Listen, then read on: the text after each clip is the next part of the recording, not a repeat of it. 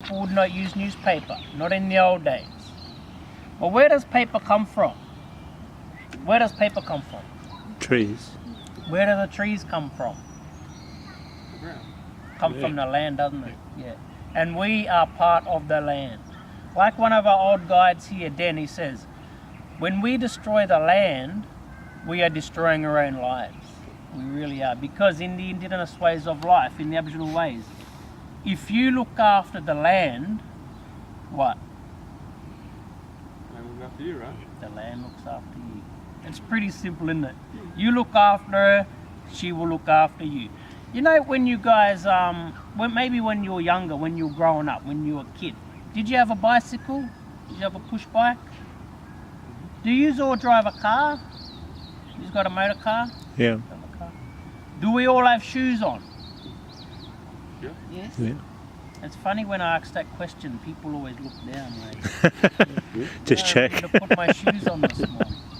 But those three things I just mentioned, if you don't look after them, what happens? What will happen if you don't look after them? The break.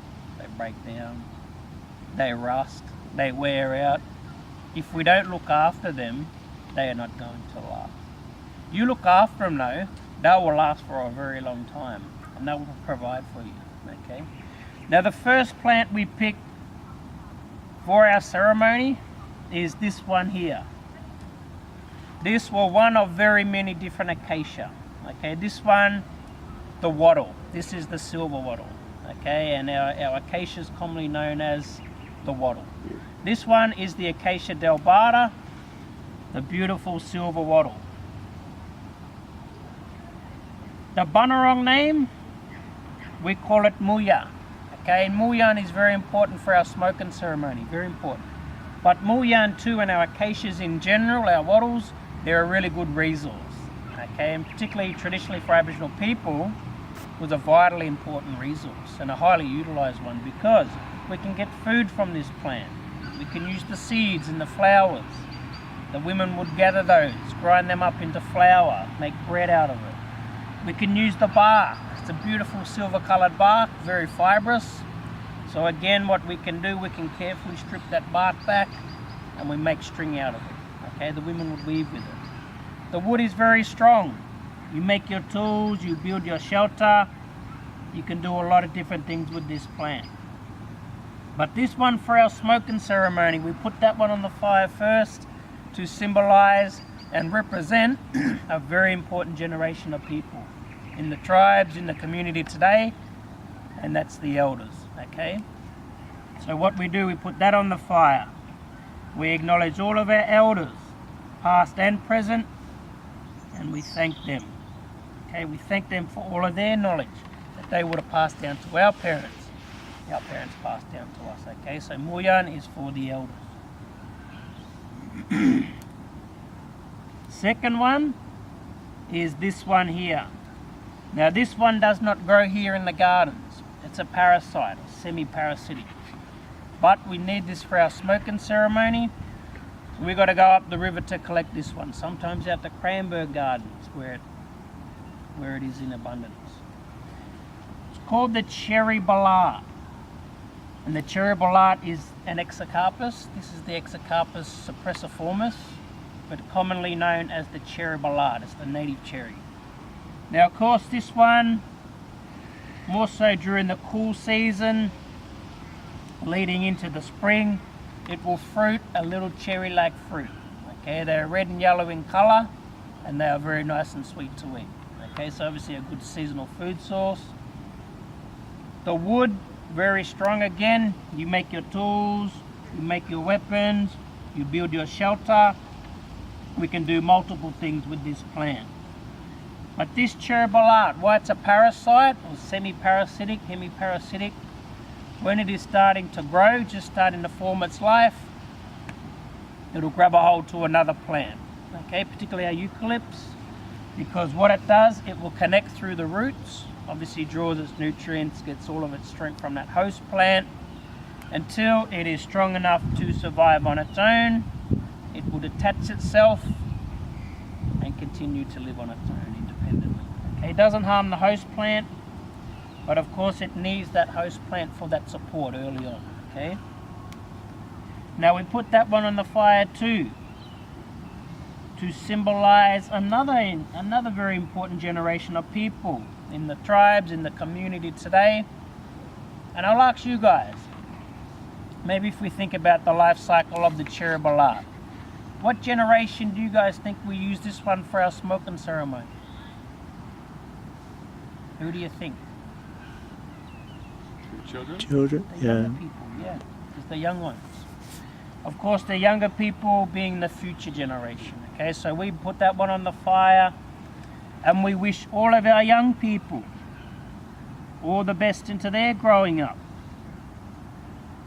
so that they can grow up, they can become big and strong and independent. That's what we put that one on for.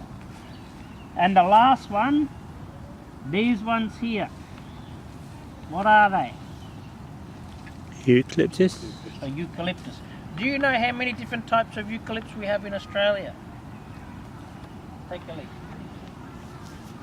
Have a guess. 10. Hundreds? It's in its hundreds. High hundreds. What do you reckon? 800s? Oh, that's pretty good, yeah. That's pretty good. Well, when I first started here, there was a sign in the forest walk that said 700. Yes. And that's what we thought, until somebody up in the herbarium told us that the eucalypts can breed with other eucalypts, okay? The last count that I heard, closer to 900. There are around 900 different varieties of eucalypts. And they are finding new types all the time. But what can we use it for? What can we use the eucalypt for? Oh, healing, medicine. Good medicine, isn't it? Yeah. Eucalyptus oil, great antiseptic, great medicine. We can use the timber, beautiful hardwood, good for our coolamans here, good for our tools, our weapons. But what about the ceremony? What generation do you think? And if we think about it, we've got the elders, which is represented by that wattle. We've got the younger generation, which is the cherry balat. Who are we missing? All the ones in between. The in-betweeners, yep. The middle generation, or for us, we'd say the parents' generation, second generation. Better still, that eucalypt, representing those people that come into your home, come into your country, the visitor. And we are all visitors here today. So what we do, we put that on the fire. We acknowledge our parents' generation, second gen, and also our guests, our visitors. So what I'm going to do, I'm going to light the fire. And again, we'll go around the circle. What I'll get you guys to do one at a time, you come up to the fire, you put a leaf on the fire, you walk around it, walk through the smoke, and then you go back to your seat. Okay, so that when we go out there, we are going out there to show respect, and the spirits will be with us.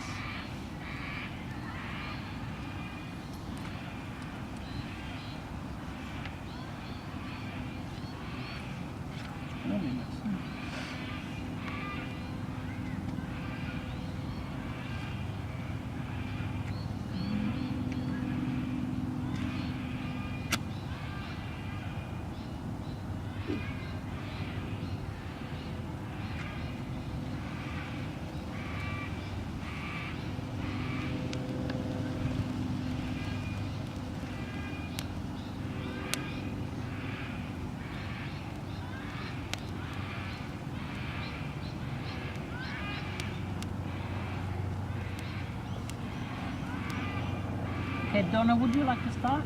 So you come up, you put your leaf on the fire. You can just walk around it.